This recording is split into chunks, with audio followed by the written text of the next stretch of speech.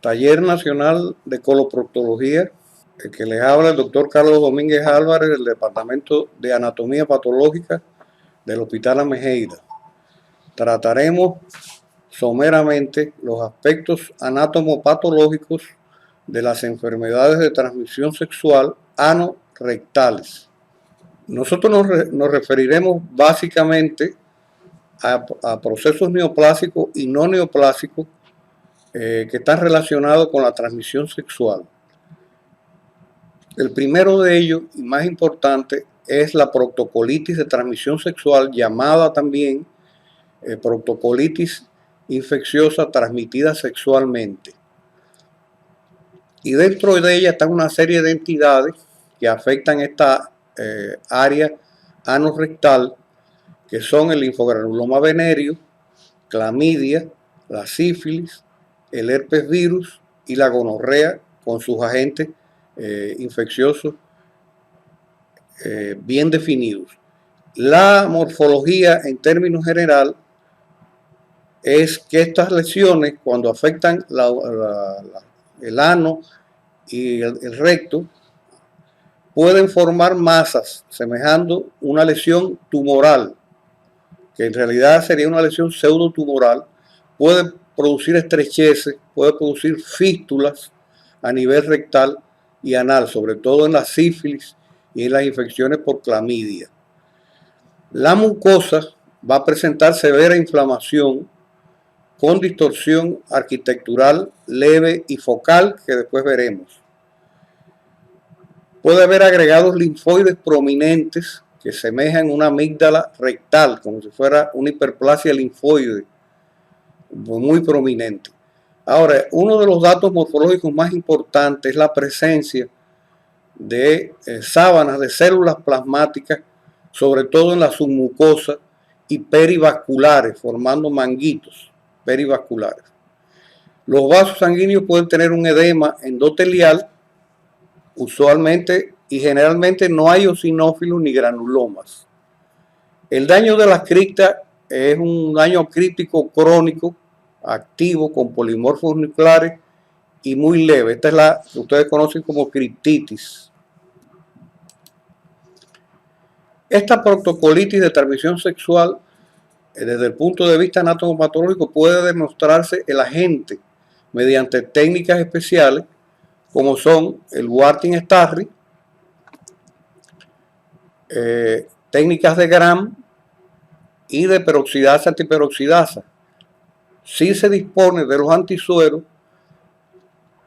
contra las espiroquetas del treponema pálido, de la Neisseria gonorrheae y de la clamidia. Técnica de inmunohistoquímica o pruebas moleculares por PCR. Si son negativas, no descarta esta proctocolitis de transmisión sexual.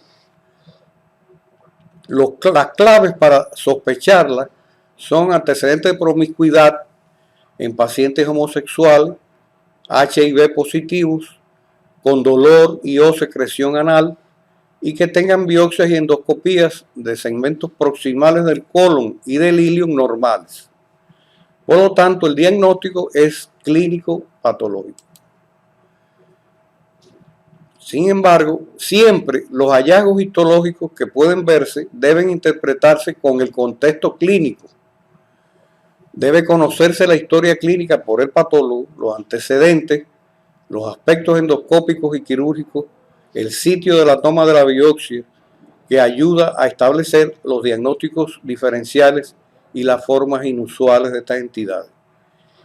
Y debe hacerse estudios complementarios de histoquímica, de inmunohistoquímica, con cultivos, estudios serológicos y moleculares con PCR.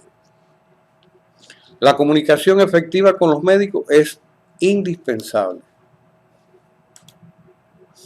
Este es un caso, el aspecto endoscópico, que forma masas de aspecto hemorrágico, congestivo y aspecto tumoral. Se observa aquí en este corte de hematoxilina eosina de una biopsia la mucosa con las estructuras glandulares, un denso infiltrado inflamatorio que se extiende por toda la lámina propia.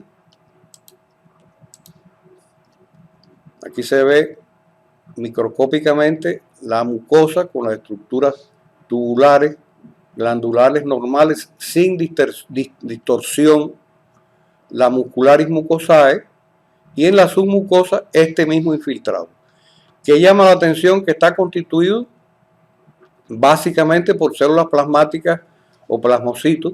También hay perivascular, hay edema de los vasos sanguíneos, endotelial.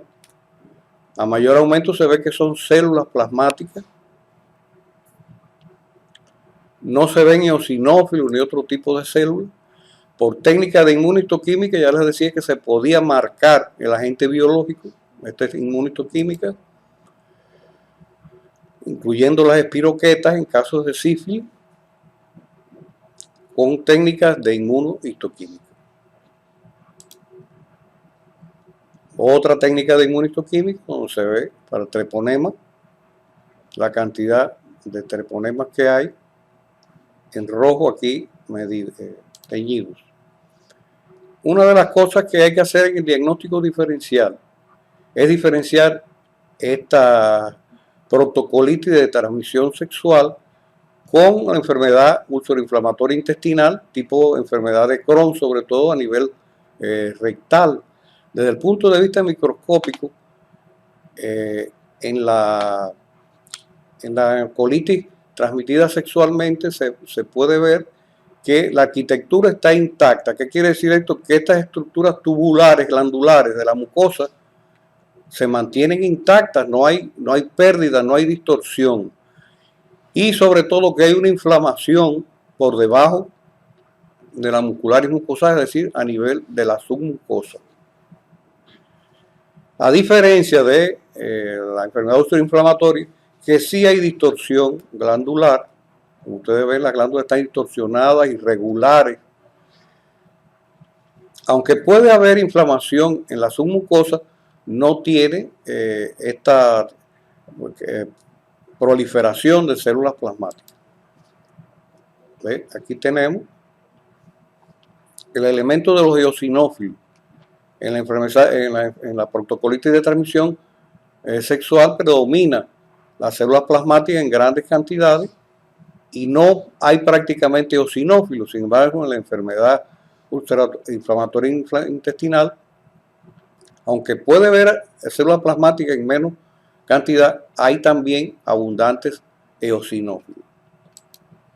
Las técnicas quirúrgicas que se utilizan son tres, básicamente. La excisión transanal, la microcirugía transanal endoscópica y la cirugía transanal mínimamente invasiva endoluminal. Eso es un tema que, bueno, ustedes lo conocen. Mediante esta cirugía se obtienen segmentos o fragmentos de la mucosa o de la pared, donde el patólogo tiene necesariamente que diagnosticar estos casos, ver cuando es una lesión, si es tumoral o tumoral, su extensión, su ancho, su profundidad de infiltración y los bordes de sección. Estos fragmentos que se obtienen hay que orientarlos para poder obtener estos cortes que se ven aquí abajo.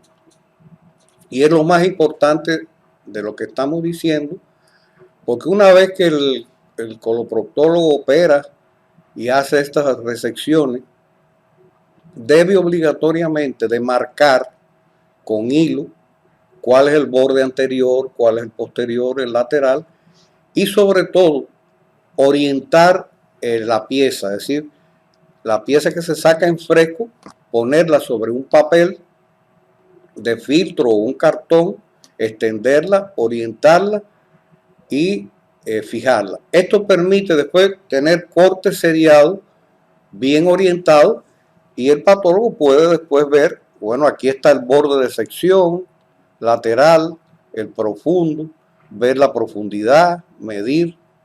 Eso es sumamente importante. Ya en el área tumoral, la clasificación que se utiliza de los tumores ya del canal anal son, en primer lugar, tumores epiteliales, que serían las displasias o neoplasias intraepiteliales, que pueden ser glandulares, de escamosa, de epitelio transicional, la enfermedad de Payet. Esta neoplasia intraepitelial anal va a ser objeto de otro taller en meses posteriores, que lo haremos más ampliado.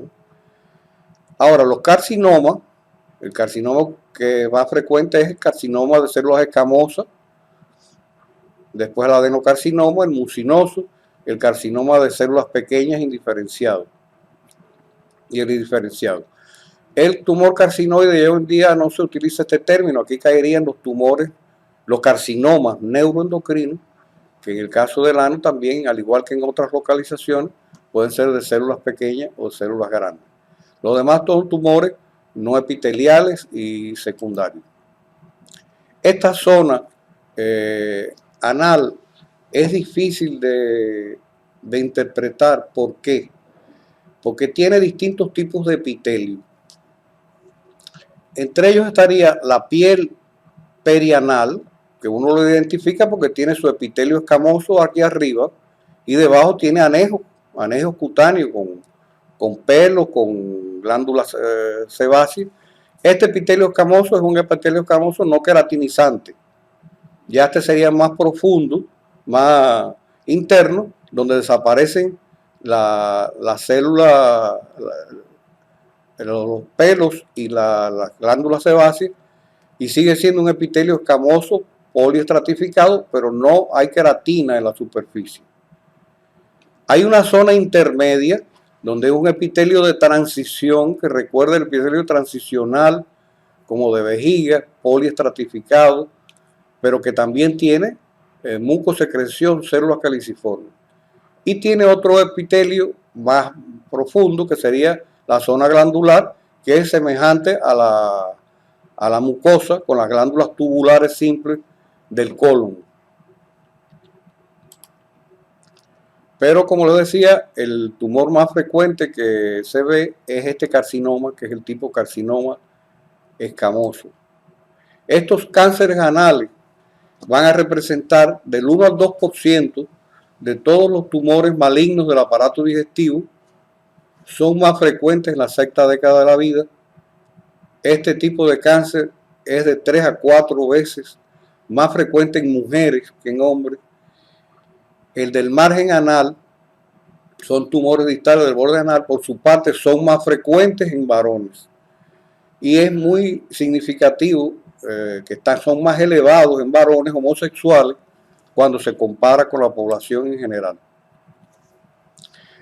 Hay algunos detalles en relación a estos cánceres anales que se recogen de antecedentes, como son la mala higiene, una irritación anal crónica, infecciones, inmunosupresiones, antecedentes de condiloma acuminado genital, el tabaquismo, la seropositividad al virus del herpes simple tipo 1, la gonorrea en el varón, la infección por clamidia trachomatis, el virus del papiloma humano, los serotipos 16, 18 y 31 son los que con más frecuencia se ven en los casos de displasia anal que evolucionan a carcinoma escamoso. El 50% de los pacientes que son positivos al virus del SIDA tienen ADN de virus de papiloma en el canal anal. Fístulas anales.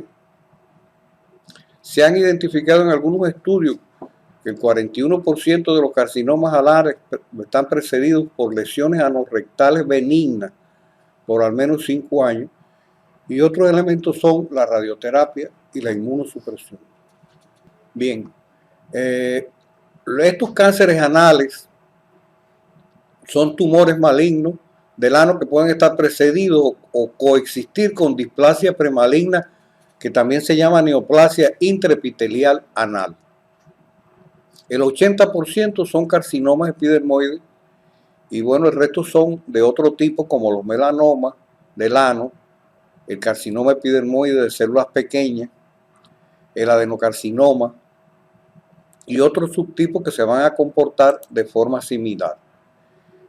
Estos carcinomas anales, por ejemplo, el carcinoma basaloide, carcinoma de células basales con un componente epidermoide masivo, el otro tipo de carcinoma que es el mucoepidermoide, que se origina en las glándulas de las criptas anales, el otro carcinoma cloacogénico, que es un término que ya no se tiende a utilizar. Actualmente se ha considerado por varios estudios que no existe una diferencia significativa en el resultado clínico con tales subdivisiones. Y verdaderamente se cree que todas estas son variantes histológicas o subtipos del tipo epidermoide. El pronóstico, por lo tanto, es más dependiente del estadio que del tipo histológico. Se sabe que el origen de este cáncer es similar al del cuello uterino, con la misma relación con el virus del papiloma humano. Se deriva de cambios displásicos o neoplasias intraepiteliales que se inician con displasia ligera, ya sea en un epitelio aparentemente sano o en un condiloma con cambios coilocíticos que después vamos a ver. Esta displasia se va haciendo cada vez más desordenada y puede relacionarse con variación del tamaño celular y nuclear por arriba de la capa basal de la mucosa normal o de los condilomas, y ya entraría en displasia moderada. Y la grave, la displasia grave, que es el grado 3, la variación es mayor en el tamaño nuclear. Sin embargo, estas neoplasias intraepiteliales no han invadido todavía el estroma, pueden extenderse a las glándulas cercanas, y en esta etapa, al igual que en el cuello uterino, se le denomina carcinoma in situ. Ahora, la etapa siguiente, ya cuando rompe la membrana basal, ya caemos en un carcinoma invasor o infiltrante.